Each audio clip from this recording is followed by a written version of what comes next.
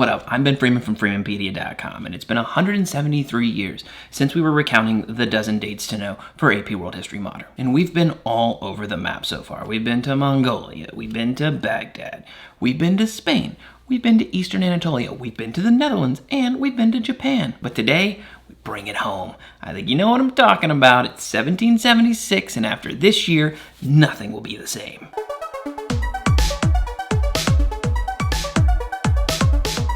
1776 is all about freedom, and not just what you're thinking with the United States and the Declaration of Independence. I'm talking about economic freedom as well, because 1776 is not just about the freedom of nations, it's also about the wealth of nations.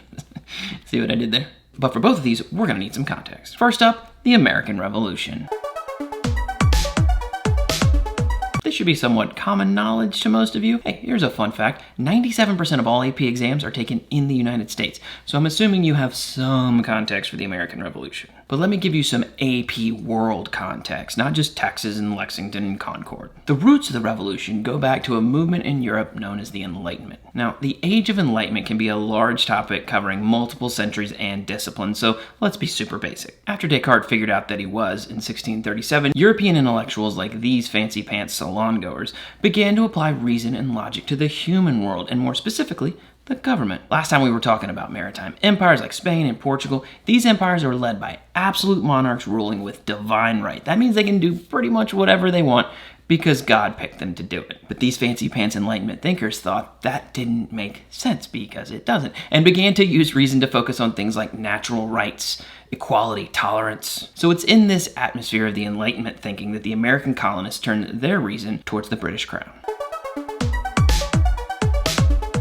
173 years ago when I was like, the VOC trading company was the most profitable company ever. Well, part of the reason why it was so profitable was that it was part of a government monopoly. Legally, no other Dutch company could compete against the VOC for trade in Asia. The VOC existed on the line between the old economic model during the Age of Discovery and the new economic model from the Industrial Age. That old model was called mercantilism. This was a system in which different European kingdoms tried to obtain a favorable balance of trade.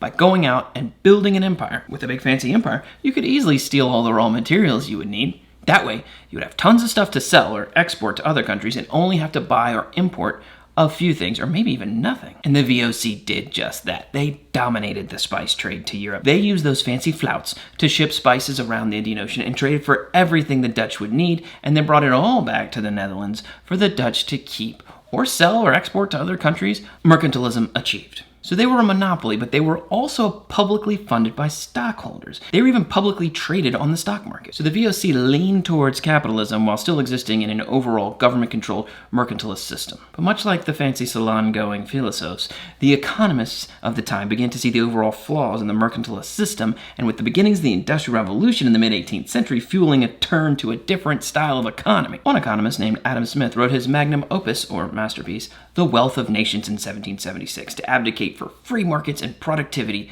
associated with capitalism. Alright, so the Enlightenment is changing the way people think about governments and the rights of the people, and some Scottish dude wrote a book on economics. But why does 1776 matter? 97% of you are in America right now. You have a little background on this one, but it's not just that America is super awesome and the greatest country on earth.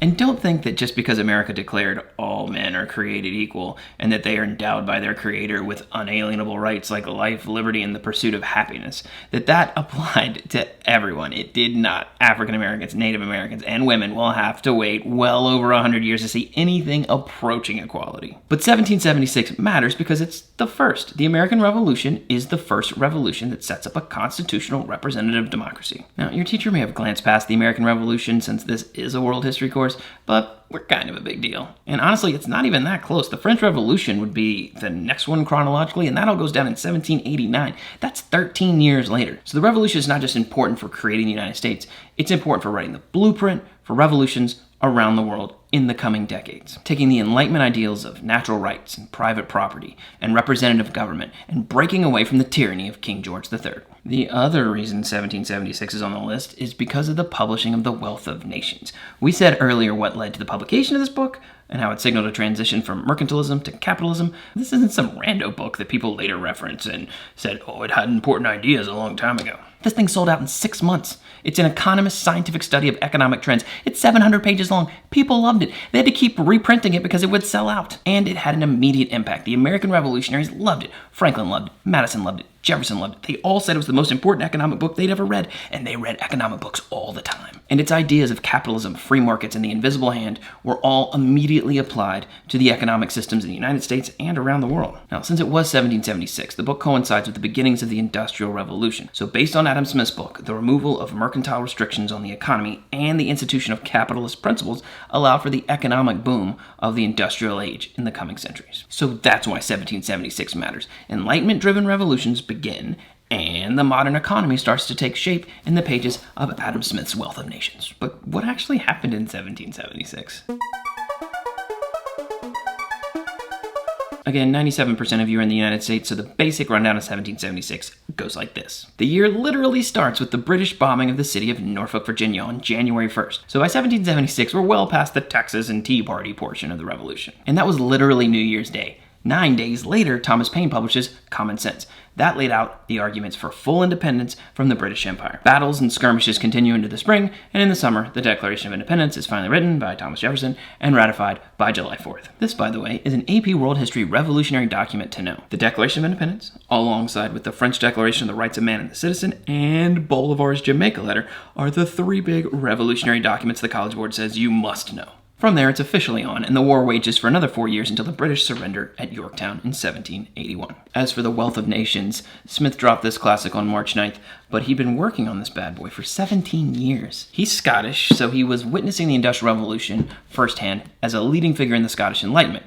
It sold out by September and had multiple editions published during his lifetime. This thing was a game changer. It's often compared with Newton's Principia or Darwin's On the Origin of Species. So think of The Wealth of Nations as changing economics the way Newton changed physics or the way Darwin changed biology. It's that big of a deal. All right, America is independent and the global economy is shifting towards capitalism. That is why 1776 matters.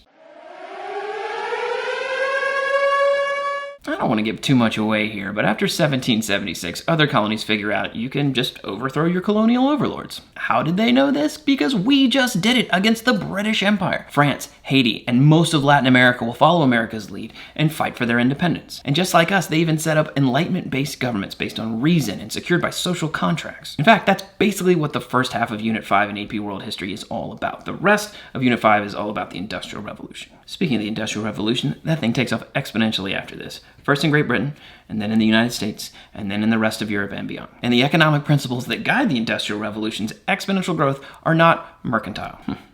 Only someone wrote a roadmap for how a free market could open the economy and allow for unprecedented growth and democratization of the financial world. You guys, Adam Smith did. In 1776. Wait. We just went over the most important year in the history of the nation that 97% of you are currently in, and you didn't get all that? Fine. You're lucky I put this section into all these videos. 1776 is the year that the United States declared independence from stupid King George and his stupid mercantilist restrictions on our precious economy. Coincidentally, this is also the year that Adam Smith dropped an economic bomb on the planet in the form of the book The Wealth of Nations. This book put an end to the idea that mercantilism was the premier economic system, and rather argued that free markets and capitalism were the way to go. Oh, one more fun fact about this book that I've definitely never read. The Wealth of Nations is the second most cited book in all social sciences that was published before the year 1950.